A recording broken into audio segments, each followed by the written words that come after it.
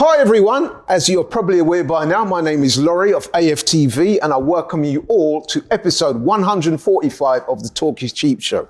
Hope you all had a great Christmas, and I'm wishing you in advance a very happy new year. Now, pleasantries out the way. Joining me today on the show, what can I say about this man that hasn't been said already? Ladies and gentlemen, boys and girls, please give a digital round of applause for Mr. Curtis Shaw of Curtis Shaw TV in the house. What are you saying, bro? What's happening, bro? Good to see you back again. I'm live, direct in the building. I'm direct. Good Christmas. Very good Christmas. Spent some time away, myself and my partner. Went away for a few days. Had a really good time. Yeah, very different to previous years, but a very good Christmas time. for Arsenal as well. Wasn't it? It was, Top of the tree. And we're going to be talking about that. But yeah. Okay, pleasantries out of the way. Let's just get down to things, shall we? Arsenal's last game since the last show. So as you all know, guys know by now, the Premier League returned last week. And Arsenal's first game, local derby with West Ham. The narrative going into this game was Arsenal needed to get a win, get back to winning ways and maintain our position at the top of the table. So that was a narrative going in. Could we do it? Well, the answer was a resounding and emphatic yes. 3-1 win. A scoreline I predicted, actually. Fair enough. So with the game itself, a very quick review from my perspective. We started the game well. Quickly took control of the game. Missed a few chances, just thinking, wondering a little bit. Then in the 29th minute, West Ham get a penalty. Some people said it was soft. I think on balance, it probably was a penalty. Yeah. So the penalty's converted by Said Ben Rama. So we're a goal down against the run of play. But I must admit, I wasn't too perturbed.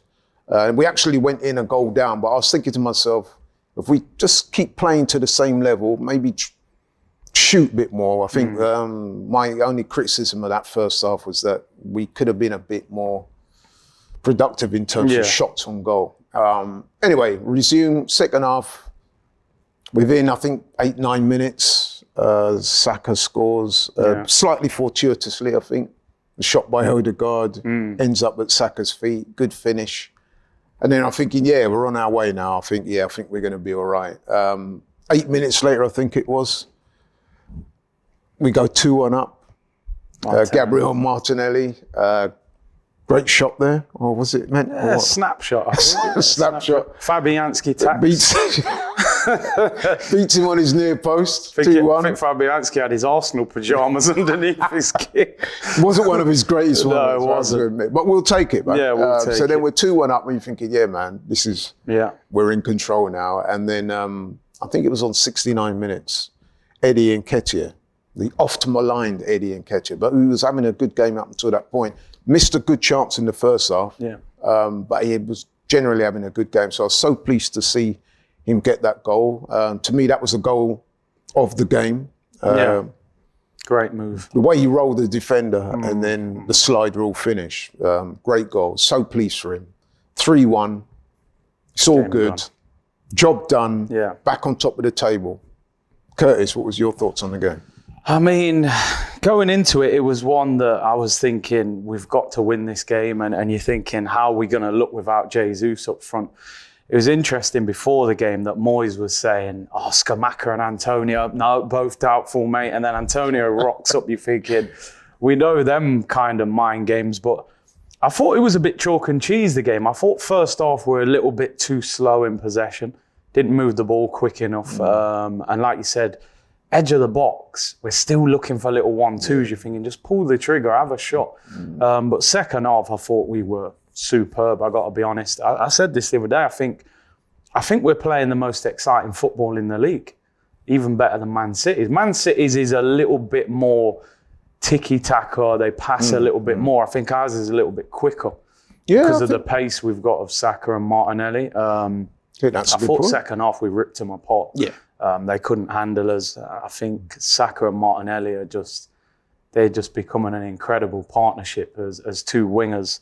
And then Eddie, listen, I'll be honest, at half time on my stream, I I was a bit like, we're missing Jesus, and that opportunity that Eddie had where he could have maybe slipped in Saka or should have hit the target. But I have to admit, his goal was brilliant. Yeah. It was absolute. The way he rolled Kera, was it, I think? Yeah. I mean, he destroyed him, a great finish. And listen, I've always said all along, like, I think as fans, you've got every right to have doubts over players and managers if you're not convinced by them. But it's for that player to prove people wrong. I think Xhaka, a player that for a number of years, I think a lot of the fan base wanted him. Well, I know you did. Well, I definitely wanted him gone, and he's having a great season at the moment. And I think Eddie needs to, there are question marks over him. And I think that's part of being at a big football club. But to be fair to him, he's always said, look, when I start, my goal record is quite good. So, well, I think that's 11 goals and 11 starts. Yeah.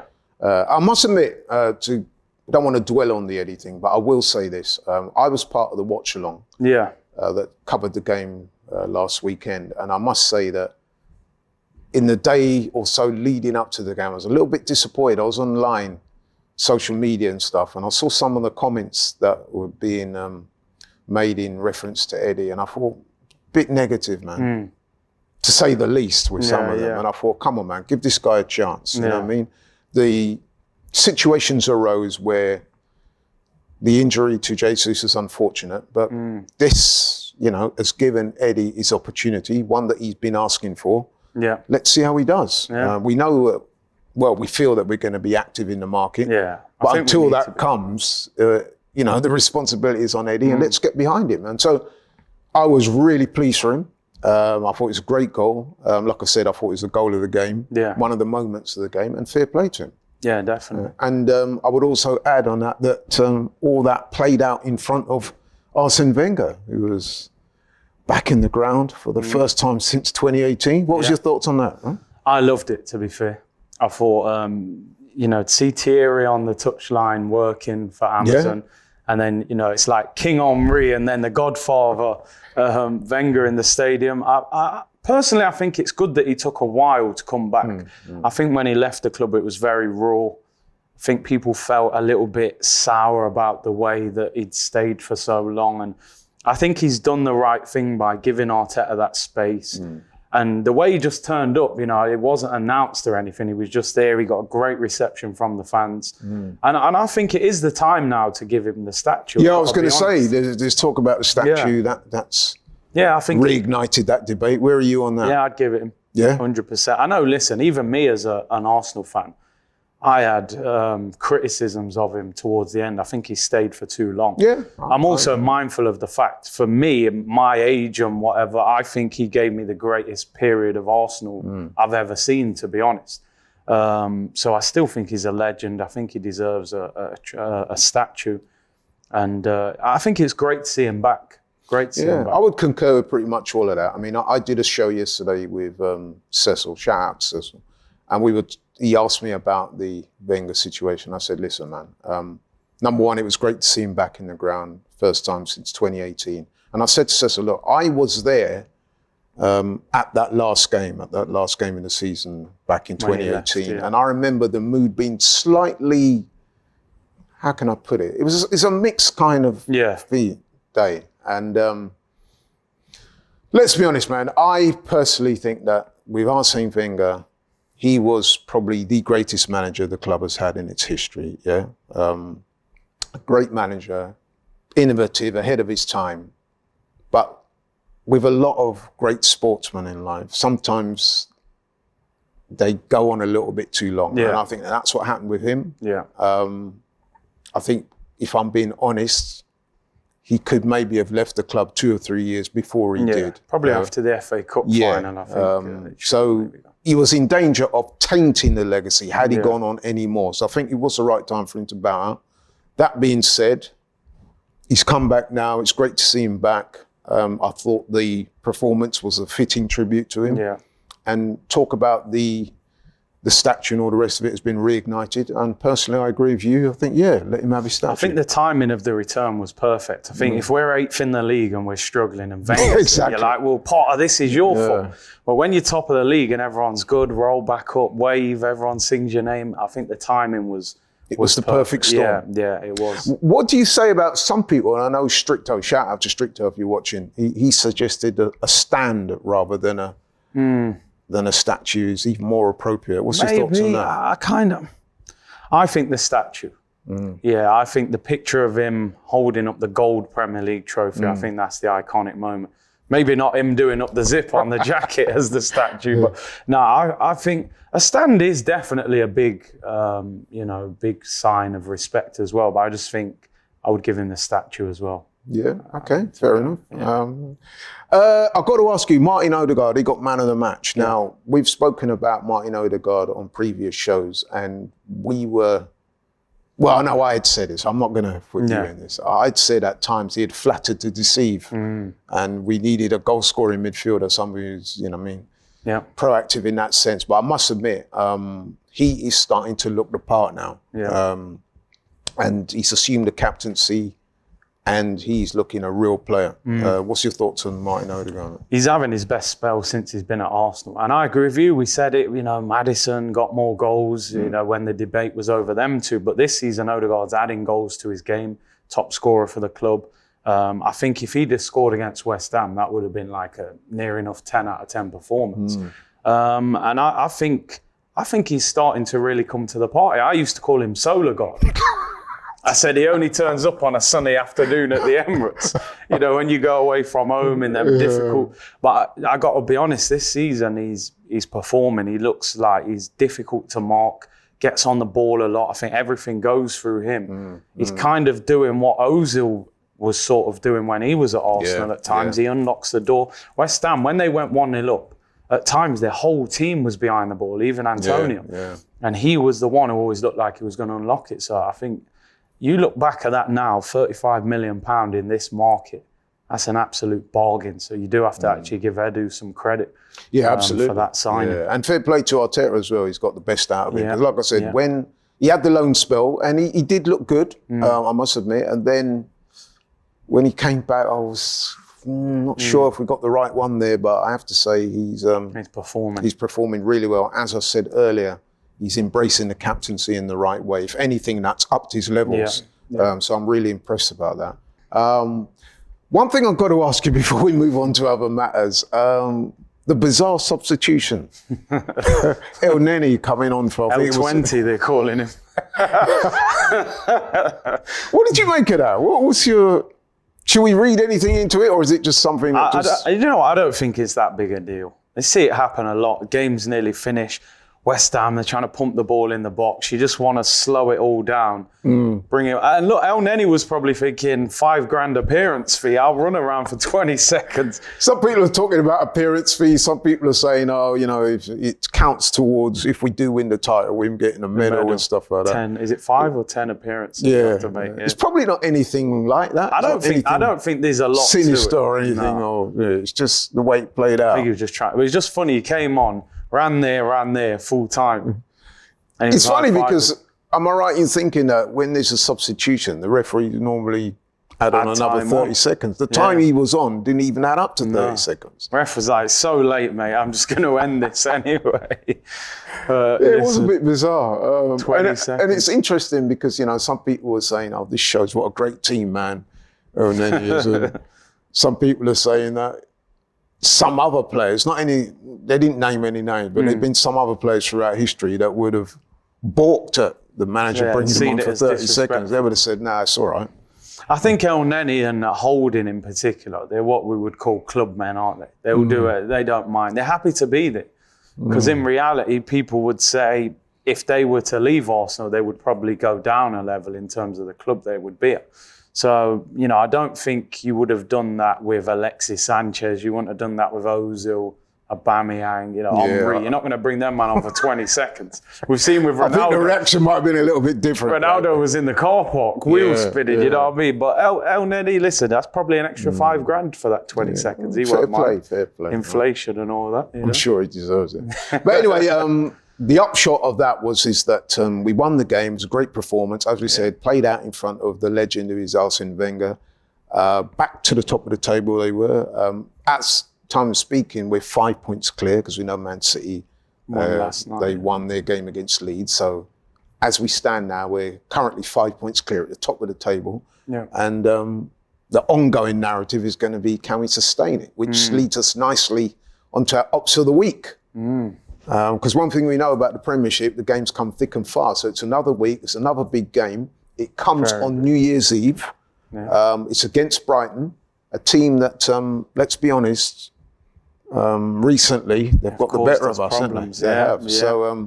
So the question I'm asking you today is, and I hope you don't think it's a bit corny, is can Arsenal go to and brighten up our New Year's Eve? What do you reckon? Dear.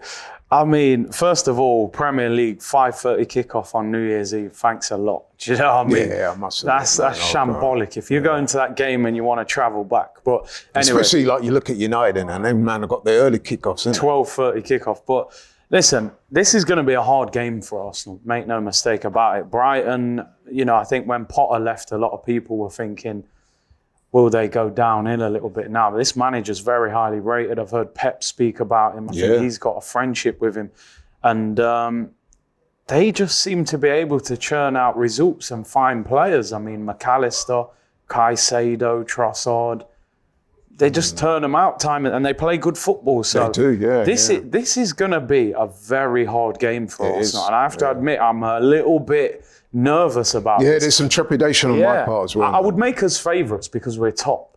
But this is a very tricky game and it's another big test for us. You know, the Danny Welbeck derby, although I think Welbs is injured. Yeah, they're saying that it's unlikely that he's going to play. He's done a Fabianski and he said, listen, I can't which probably play does us a little favour, actually. Yeah, it does, because he's a live wire for them. I'm sure he would have been up for that game. So yeah, but listen, it's going to be a tricky game. Like you said, they beat Southampton at the weekend. I think you were saying they said it's their best performance under the new manager.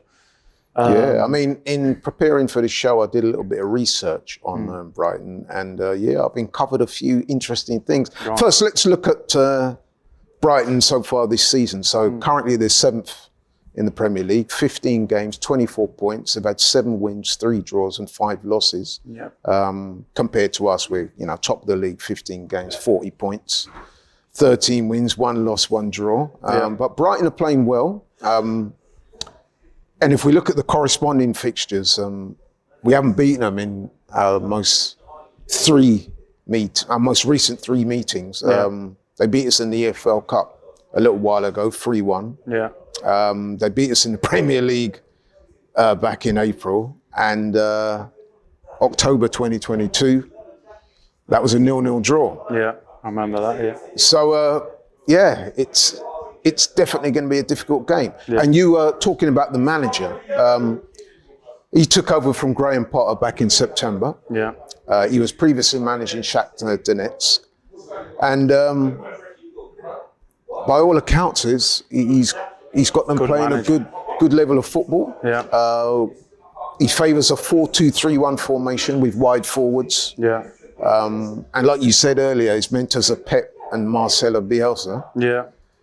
And it would appear that their form is picking up at the wrong time. At the wrong time for us. Yeah, I mean, listen. The one positive we can take, they've lost quite a few games, but they are a difficult team. They beat Chelsea, and the likes of Trossard. I don't know if McAllister's back from the World Cup. I saw that Lissandro was just back from Man United, so I'm assuming McAllister will probably be back. His confidence is going to be sky high after winning the World Cup.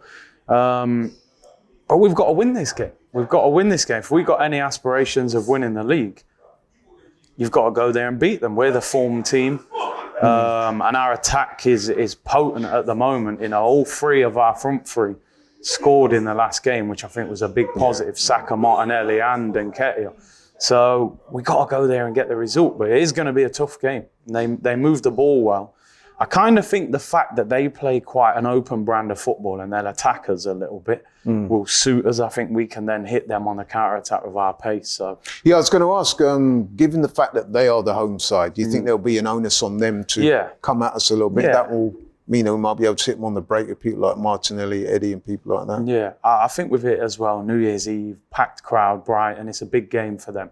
I think they'll try and have a go at us. You know, which is something I respect about Brighton since they have come in the Prem. They always have a go at you.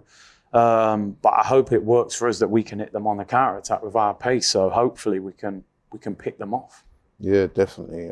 Eddie, do you think he can step up again? He needs to, don't he? Because the sad thing for Eddie is it's going to be a weekly thing, innit, with him until it.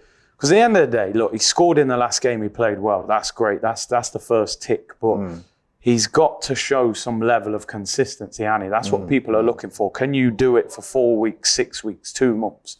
So they're gonna be consistent question marks over him to prove himself. But listen, the one positive he can take, as good as Jesus has been, Jesus didn't score for 10 games. Eddie's come in first Premier League start and scored.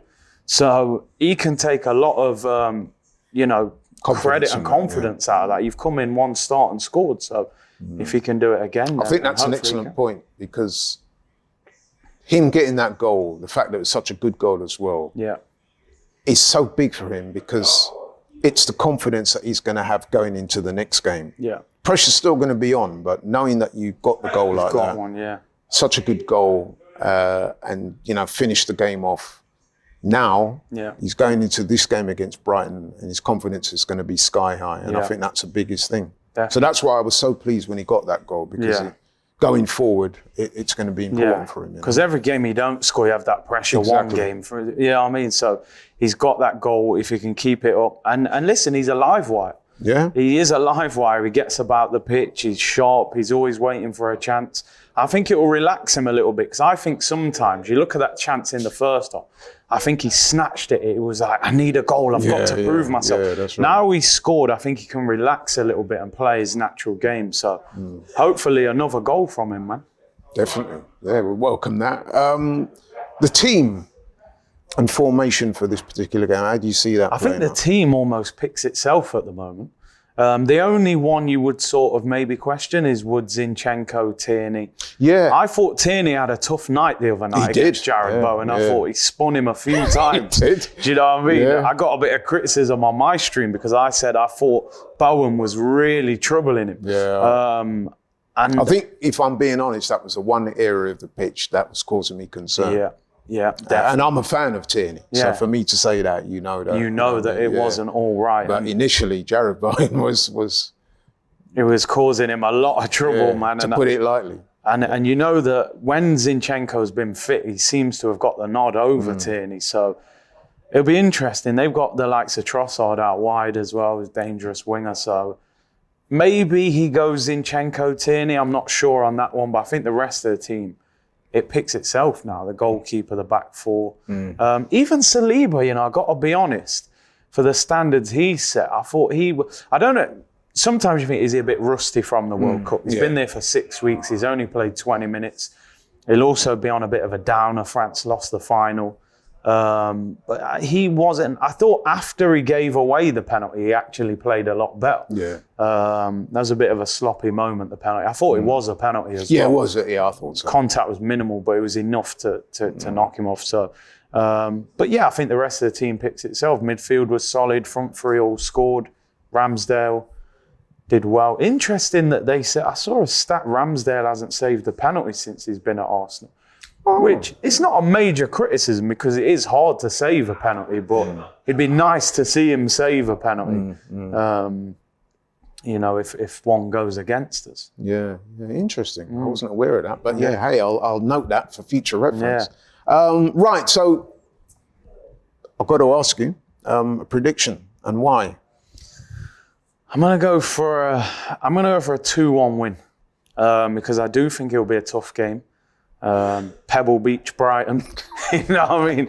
On New Year's Eve, I think we will get the better of them, but I probably think they will nick a goal. They'll have a go at us. I think when you go to Brighton, get that first goal, their fans try and get behind them and all that noise, get the goal, quieten them down, get a bit of control of the game, and maybe a late response from them. But I'm going for a 2-1 win. Interesting. But I do agree with you. It is going to be a tight game. Yeah.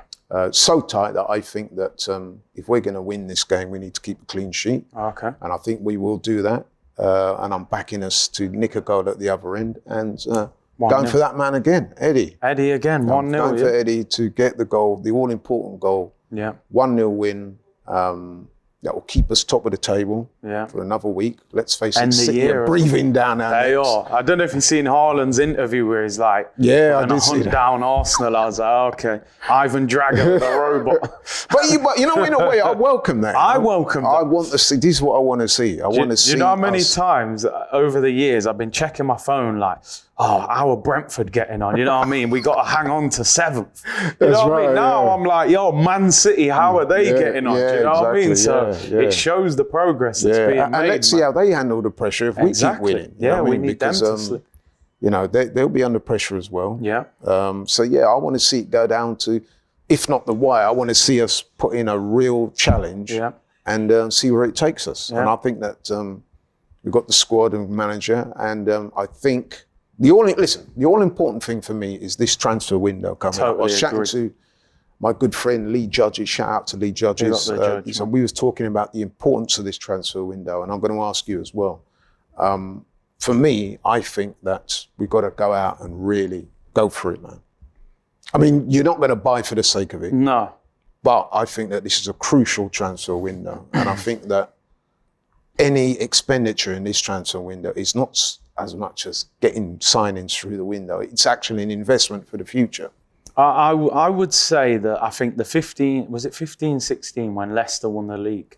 I remember we went into that January and we kept saying, we need a striker. Because I honestly believe we should have won the title that year. We beat Leicester at home, Welbeck header. Giroud went 15 without scoring and we lost it. Yeah. I would say this is the biggest January since then, because what we do or don't do will dictate whether we can win that title or not. If we don't do anything, I think City will overtake us, because I don't think we have the squad depth. Yeah. If we get 2 players, 2 or 3, but probably 2, of real quality that can go into the first team, I think we got a chance of going all the way with them. So it's up to the club. Arteta seems to be pushing them in all the press conferences. He's like, look, we need players, squad isn't strong enough. It's whether they give him the money and you can get the players over the line. So listen, I'm desperate to see them get 2 big players in and give us a chance. Talking of which, do you think Mudryk will be one of those? I mean, he's basically saying, come get me. I mean, have you seen the player twerk that much to come to Arsenal? He's moving like Beyonce in a Destiny's Child video. He's watching the game as we're playing. But anyway, it's a lot different from last year when Vlahovic was ignoring the phone calls. Vlahovic, his agent went on the record as saying, look, Arsenal, we were never interested in Arsenal. It's a bit of a slap in the face. Yeah. But this is a totally different Listen, with this Mudryk, I keep saying I haven't seen that much of him, to be honest. I watched him a couple of times live. Most of the scouting's been on YouTube, like we all do. Yeah. And he looks exciting. You know, he looks quick, he looks sharp, he scores goals. On one hand, I have that little bit of, Pepe looked exciting and that didn't work. So a bit of PTSD from there. But it's not the Ukrainian Pepe. I hope not. But the one positive is he scored goals in the Champions League, scored against Real Madrid, against Celtic. He's done it in big games. So I think he ticks the profile. 21, he's young, he's quick, he's hungry. You get him with Martinelli, Saka, and the young players that we've got. He seems to fit the profile. He seems to fit the profile. I still think we need a midfielder as well, because I just think if anything happens to him, some people are suggesting we're 1 or 2 injuries away from a crisis, really. And we hope that's not the case, obviously. No. I mean, we've already had the injury to Jesus. But, I mean, you look at Liverpool, pulling out Gakpo. Yeah. When they didn't even really need him that much. They kind of come from left field. Yeah, Man United, it looked the common consensus was that he was going to end up a United player. We were linked with him as well. I would have taken Gakpo. But I was somewhat surprised to see him end up at Liverpool. That out of nowhere. And interesting, they paid like 40 million for him, which seems a little bit less than what they were saying. So, listen, I keep saying if they want Mudryk and that's the one they've identified, you've got to get the deal done. But also, I reckon that with the Gakpo thing, I reckon certain Virgil van Dijk. Yeah, Virgil said, listen, I don't know if you know, but as Ronaldo said, they ain't changed that chef in 10 years. Come to Liverpool. In the same way, we hope that Zinchenko's had a similar influence on Mudryk. He probably has. He's the captain, isn't he? He's the captain of Ukraine. I'm pretty sure he's... One thing I would say with Mudryk, look, if you want him, get him done. But at the same time, don't allow Shakhtar to rip us off. No. I don't want to see Arsenal pay 70 or 80 million for him. You know, there's got to be a limit where you say, okay, if it's more than that, we go and get someone else. So if we're saying Mudryk looks like that might happen, I'm not going to say it's nailed on because there's a long way to go yet, but the way things are going, it looks like that might happen. Is there anyone else that you're banging the drum for and saying, look, we need to get this going, man? It's important. I mean, they're being linked with João Felix on loan, which I personally would like to see a deal like that. I would like to see another striker come in.